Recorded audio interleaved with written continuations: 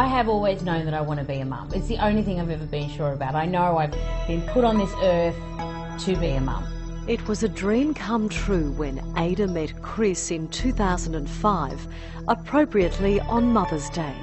One thing that really bonded the two of us together, because, you know, usually when you meet someone and you say, oh, I want to be a mum, my God, it's run the other way, you know. Whereas it's what Chris has always known he's wanted as well, isn't it? To be a mum, yeah. Yeah, to be a mum. After a fairy tale wedding, they travelled the world before settling down to have a family. I thought it was going to happen straight away, as I'm sure everyone does, and I'm quite impatient, and yeah, it didn't really happen straight away, and at first you try not to get too stressed about it. Then you obsess about it. I obsess about stuff, yeah. 1 in 6 Australian couples struggles with infertility. The 34-year-old couldn't understand what was happening to her body. She had endometriosis, but didn't think it would affect her fertility. This is a condition that causes the lining to grow outside the womb and can affect egg and sperm function as well as embryo implantation. I didn't realise that you don't ovulate every month, and you know, I didn't know when I was ovulating and when do you start trying. Is it after, how many days after or before, or you know, there's all this sort of stuff that I had to learn. So that was the first thing. You know, then you're doing like the ovulation kits, and I mean, the more you get into it, the more stressed you get. Then, you know, he was getting stressed, like, because it was all I was thinking about. So it just consumes you.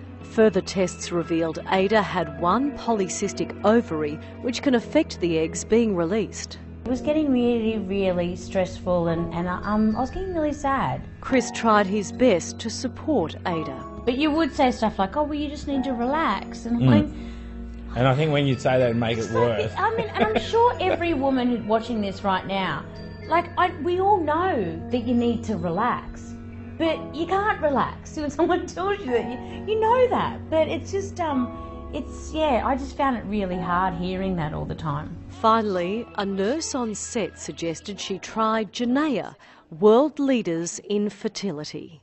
The minute I made that phone call, I just instantly chilled. I instantly did feel relaxed, because I'm such a control freak that I think for me, going down the IVF track, I don't know, I felt more in control.